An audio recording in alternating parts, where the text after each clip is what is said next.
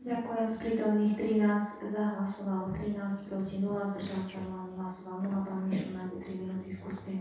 Vážená pani primátorka, vážené poslankyne, poslanci, blíži sa nám veľká udalosť v meste Púchov, aj teda v rámci celého Slovenska, dokonca si dovolím tvrdiť väčšia udalosť, ako je náš mestský bál, ktorý je platený z peňazí daňových poplatníkov, a to sú voľby prezidenta.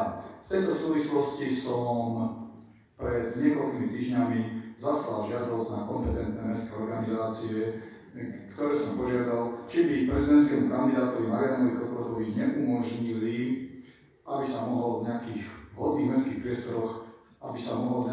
mestských priestoroch stretnúť s občanmi nášho mesta.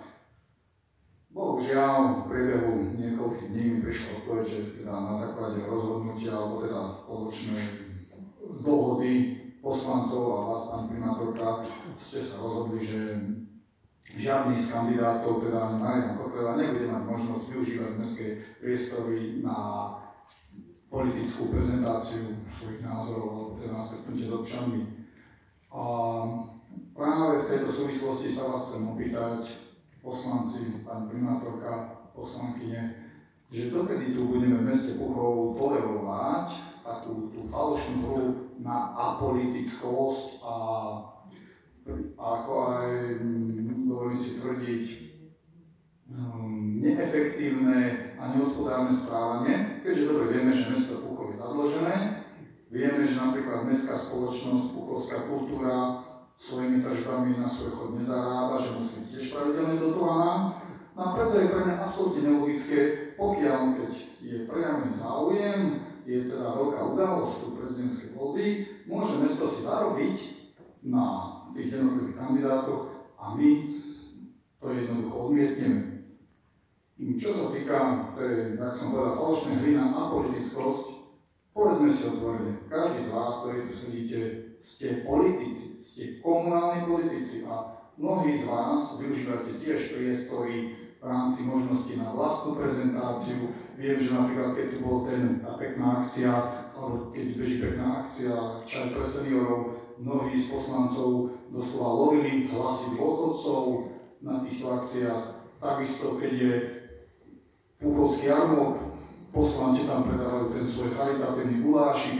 To všetko je politika. Takže a takisto napríklad aj naposledy, keď bol mestský bál, krásna akcia platená z peňazí daňových poplatníkov, tiež som počul, pani primátorka, že v konečnom dôsledku ste si tam robili PR. No ja nemám nič proti tomu, ale hovorím, že treba byť spravodlivý a nevidím dôvod, prečo by sme v rámci nejakej tej demokratickej súťaže a informovania občanov neumožnili aj ďalším ľuďom, aby využívali svoje právo robiť politiku. Lebo nie len politika komunálna, ale aj politika celonárodná. No už mi skončili 3 minúty, takže neviem, či môžeme ešte minútu pokračovať.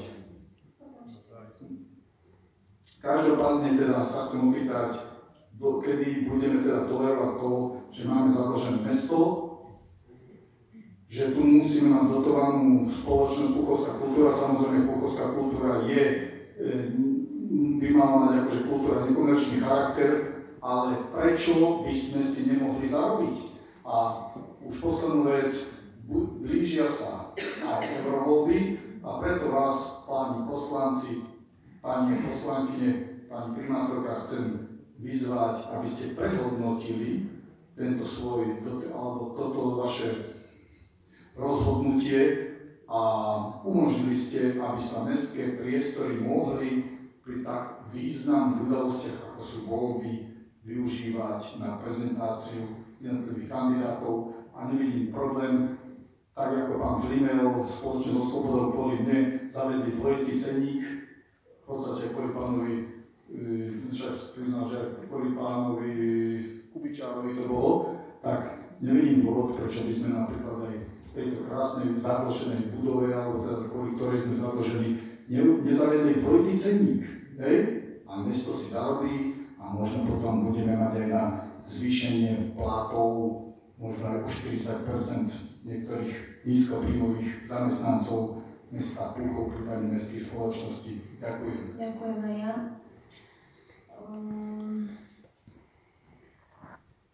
budeme pre nasledujúce obdobie sa zaoberať touto problematikou. Momentálne zasadalo pracovné stretnutie mestského zastupiteľstva poslancov, kde bol ten stav zhodnotený tak, ako nám bola doručená odpoveď. Takže pokiaľ ste nás týmto vyzvali, tak určite na ďalšom stretnutí alebo ďalšom zasadnutí mestského zastupiteľstva môžeme túto problematiku opäť prehodnotiť, pokiaľ sa nezmenil názor pánu poslancu.